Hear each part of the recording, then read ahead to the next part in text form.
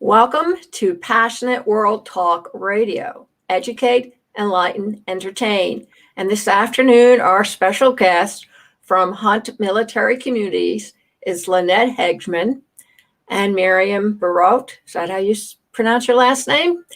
And they are going to be talking to us today about women in the military and how they perform the dual roles of being military, whether for career or reserve, and being a mom or a wife all at the same time. And I think it's interesting to note that women really don't get their fair share of recognition for doing what they do in the military as compared to their counterparts.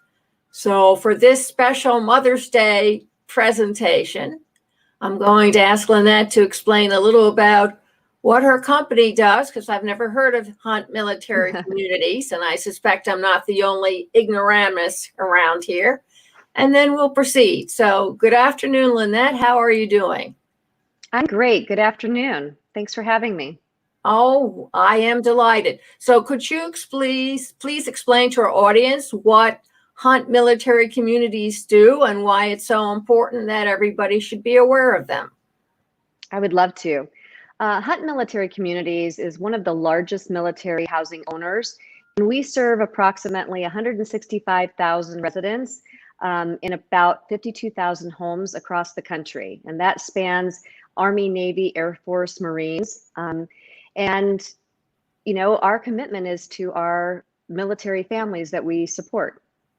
And you know, in honor of this Mother's Day, Hunt Military Communities wanted to really launch a public service announcement dedicated to military moms across the nation. And so the PSA that we put together really is about the mothers of military children, as well as those who serve in active duty. And we wanted to hear them share in their own words what it means to balance motherhood and military service. And so that's what we put together. So did you have a lot of military/moms reply to the call?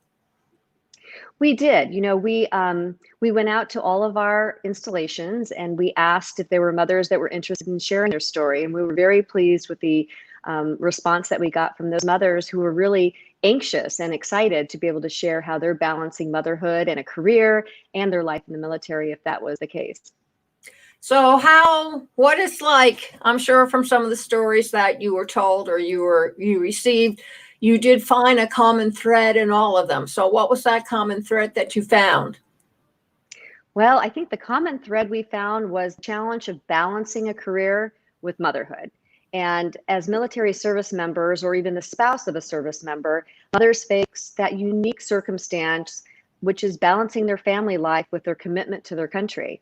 And so we all know it can be difficult when there's holidays and they can't be home, or they have a loved one who's deployed or they're deployed. And it really makes for a very challenging time as a mother. And so it was interesting to hear their perspective and their stories on that.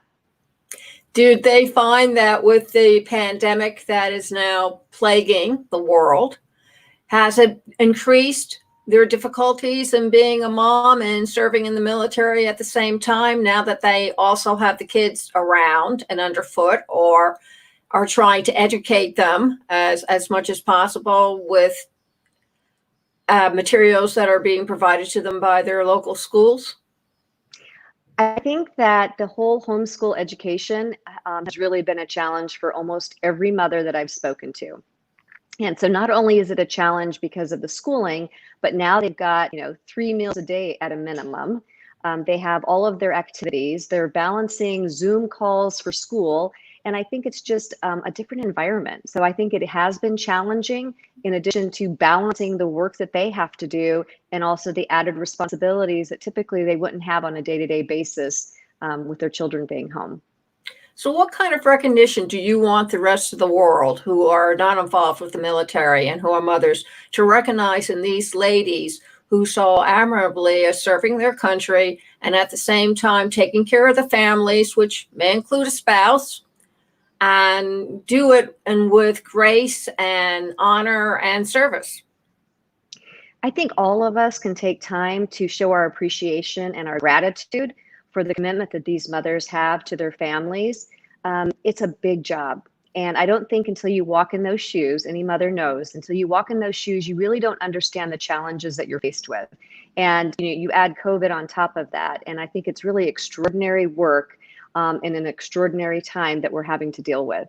So really kudos to all these moms. They are the unsung heroes. We always talk about the service members who are deployed and fighting overseas and protecting our country. And when you take a service member who's also a mom, you kind of wonder, how do they juggle it all? How do they do it? It really is an incredible feat that they manage every day. So is there additional services to help these ladies in terms of mental health? Should they feel depressed, or should they feel like they're frustrated, or feel like I can't take another minute with my kids and my husband underfoot without doing serious harm to the wall here? Do you have services provided for these ladies within these communities? They the one thing about the military is they have a wonderful healthcare system. And so there are a bunch of resources available for them.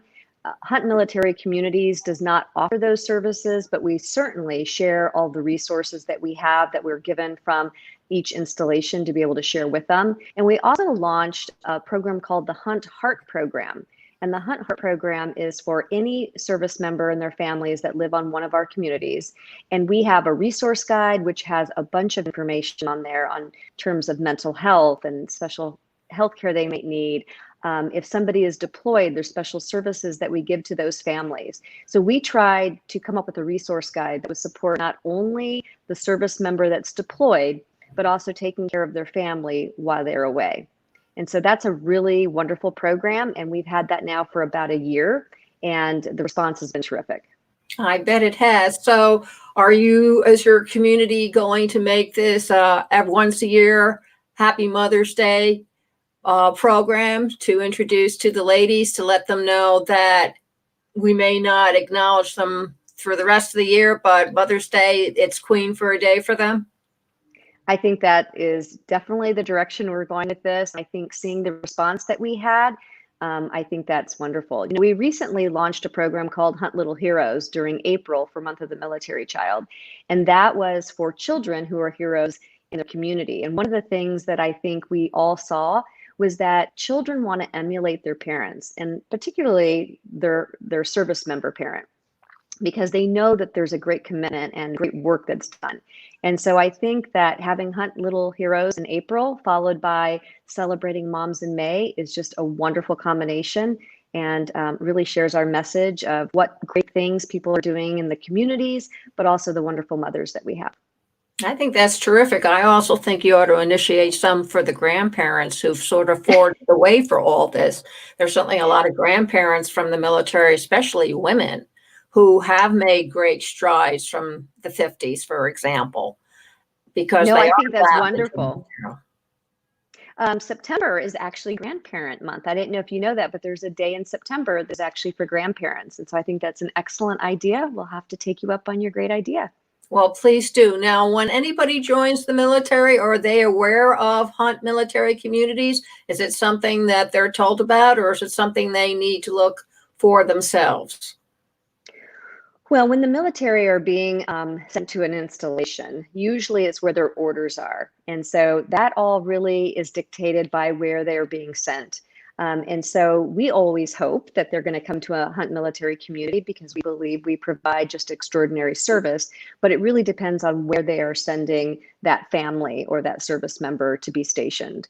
So there are about 10 providers of military housing, but we are one of the largest, and we have about 44 installations across the US and in Hawaii. So there's a good chance that during the course of their military career that they would be able to stay with Hunt Military Communities. And we do incent people. If you live in a Hunt Military Community and you're getting transferred to another base, we do have a program, kind of a loyalty program, because we believe that we want them to continue living in a Hunt Military Community and being able to be afforded all the great programs that we have for them. So great. So Lynette, tell everybody how they can find you on the World Wide Web, and for other people who want to find out about the outstanding work that you do with military families, tell them who they can contact, or maybe get some information on and become a little more educated about it. I would love to. So huntmilitarycommunities.com is the website for our housing. But I also encourage your viewers or your listeners to also go to huntheroesfoundation.org, which is services that we provide and different programs that we provide services to, such as Stop Soldier Suicide. We do scholarships for children every year, Wear Blue, Run to Remember, and the Hunt Little Heroes program. So there's 2 places they can learn more about us, and I hope they will come and visit us. I hope they do, because I think outside of moms, the kids are the ones who really pay, I think, the heaviest price, or they make the bigger sacrifice because they're moved around a lot throughout the states or overseas. And this really gives them an opportunity for other people to recognize, or other kids to recognize, how good they have it compared to these kids who, well, are living in a mobile community. Absolutely. Terrific. Is there anything else you would like to add? Nope, just congratulations to all the great moms out there. And we just hope they have a wonderful Mother's Day. And a big shout out to our service military moms. We know what a hard job it is, and we commend you for all of the service that you give to our country, but also to your children, the future leaders that we're going to have out there. Absolutely. And thank you very much for your service, and for the fact that you can do all this without complaining, without throwing a temper tantrum, and without leaving the house because you can't. And I think between one thing and another, it takes a lot of raw courage and strength to be doing all of that. Ladies and gentlemen, if you want to hear the audio all over again, go over to https://passionateworldtalkradio.com. Right-hand side of the page is the menu. Scroll down, Cool Your Heels, click on it, and you'll hear it. And for those who are technologically challenged, we have something called a sizzle line, which is your phone. Just call up on your phone, a cell phone, and as soon as you dial in the number, which is provided on a sizzle line page, look for the host name, Lillian Caldwell, find the number, put it in, and you can hear this audio immediately. You can also hear it on iTunes, iHeart, on amfm247.com every Tuesday evening from 8 to 9 p.m. Eastern, Spreaker, Apple, Google, and all the podcast directories. And before you go away and stray, Balzac had this to say: a generation is a drama with 4,000 or 5,000 outstanding characters. Thank you all very much for joining us on Cool Your Heels. Interviewee Lynette Hegeman. And thank you for listening. Have a great day.